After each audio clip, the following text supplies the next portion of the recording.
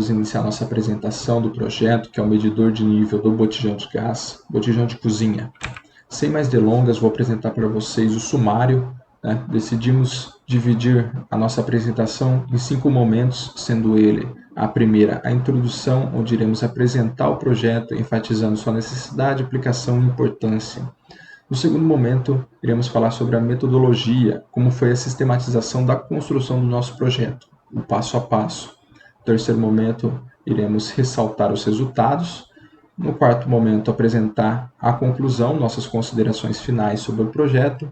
E no quinto momento, iremos apresentar a bibliografia, as nossas referências de estudo que foram muito importantes para a realização desse projeto. Vamos falar um pouco sobre o botijão de gás. A própria Petrobras questiona a segurança dos seus consumidores em relação ao botijão de gás, devido aos inúmeros casos constatados de vazamentos que ocorreram em conexões, mangueiras e até mesmo na própria carcaça do botijão, que ocasionaram acidentes ou não. Mas devido a essa preocupação, foi desenvolvida uma plataforma que monitora o consumo de gás de cozinha. Essa plataforma tem por finalidade, além de monitorar o consumo, informar ao usuário a quantidade de gás que há dentro do botijão e até mesmo o seu peso.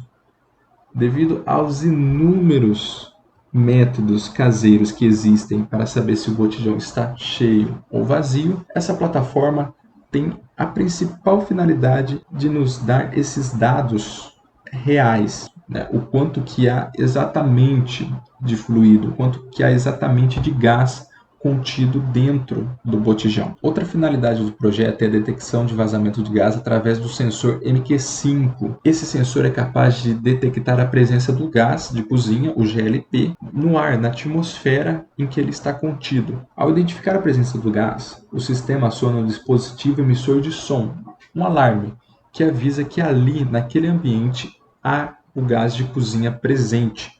Com isso, pode-se concluir que há algum vazamento. O projeto em si é constituído por um sensor de carga, um controlador de nível de fluxo em miniatura e a plataforma Arduino. Após a montagem do circuito, os dados de medição são introduzidos no Arduino, que analisará esses dados e retornará um valor reconhecível, sendo ele o nível que se encontra o gás dentro do botijão e a sua massa ao decorrer do tempo, já que essa análise está sendo feita em tempo real. Esses dados podem ser enviados por meio de mensagem até mesmo aplicativo.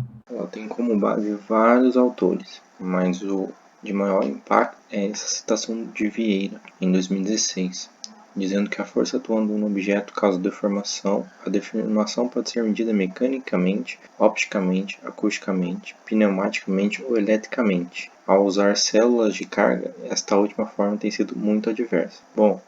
A célula de carga é o componente principal do nosso projeto. Ela mede o peso do botijão de gás e, através de um sistema, nós fornecemos a diferença do botijão cheio do botijão vazio e, consequentemente, a gente sabe o peso e o volume de gás. Então, a célula de carga é o componente principal do nosso projeto. Então, essa situação do Vieira é a situação mais impactante do nosso projeto. A metodologia consiste nos estágios do projeto. Ele foi dividido em 4 estágios. O primeiro estágio é o levantamento do problema, onde a gente abordou a situação problema. A gente tinha uma situação de desenvolver um sistema que medisse o nível do gás de cozinha e também que alertasse o usuário quando houvesse vazamentos. Então, a gente partiu para o estágio 2, que foi a elaboração do sistema, estrutura do projeto, e a gente criou um sistema em Arduino e elaboramos um desenho em software CAD. Aí, nós passamos para o estágio 3, que é a construção do protótipo.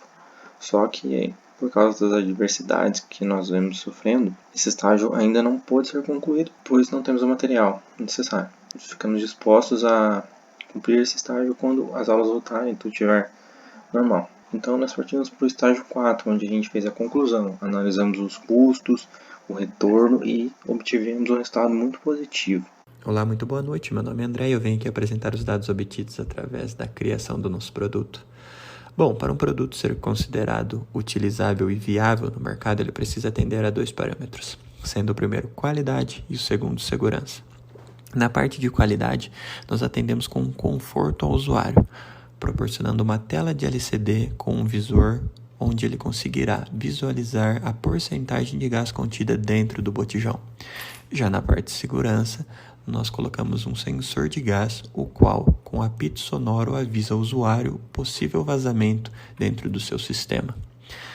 Bom, realizamos testes no Tinkercad e vimos que o nosso produto é extremamente plausível e muito apto para a produção.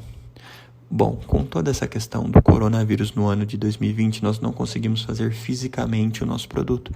Porém, não deixamos isso nos desanimar e partimos para a parte de estética do nosso produto, visto que a estética influencia muito na decisão final de compra do consumidor. Realizamos estudos de caso observando o ambiente de utilização e conseguimos chegar a uma geometria aceitável e viável para a produção.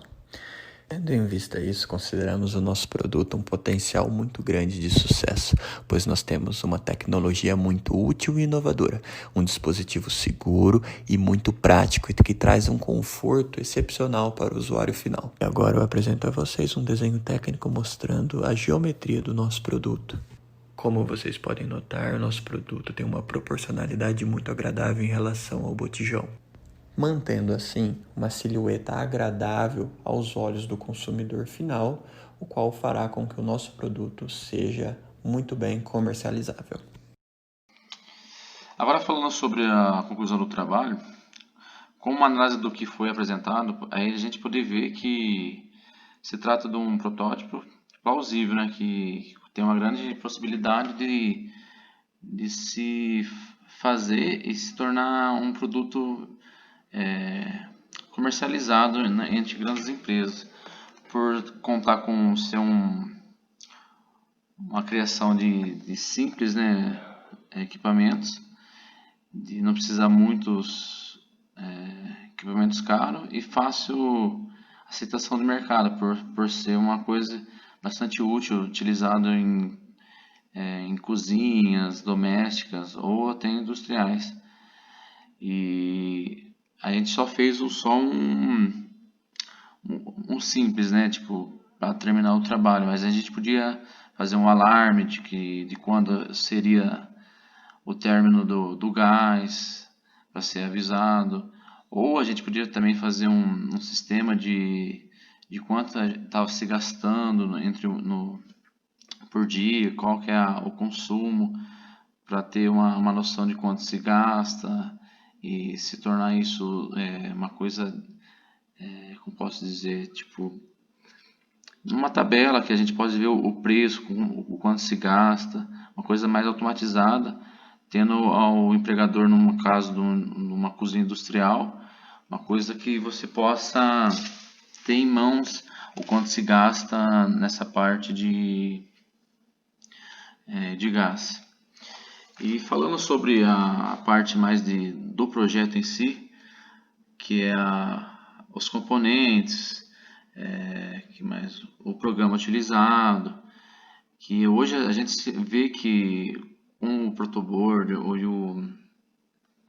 o Arduino se faz grandes coisas com equipamentos simples e barato, né? Você consegue fazer bastante coisas com o Arduino e a gente infinidades de possibilidades, né? De melhoria do nosso próprio projeto, só utilizando só programação, só equipamentos que são de baixo custo e tem uma grande serventia assim no meio do, do nosso convívio, né? A gente vai encerrando aqui a parte do nosso trabalho e tem a parte de referência que a gente utilizou. E se tiver alguma dúvida, algum questionamento ou até uma sugestão de ideia, de melhoria, que a gente está fazendo o vídeo, né? E a gente vai abrir para pergunta e o questionamento. E obrigado ao grupo aí que todo mundo se dedicou ao máximo aí e ficou um trabalho bem legal. Obrigado.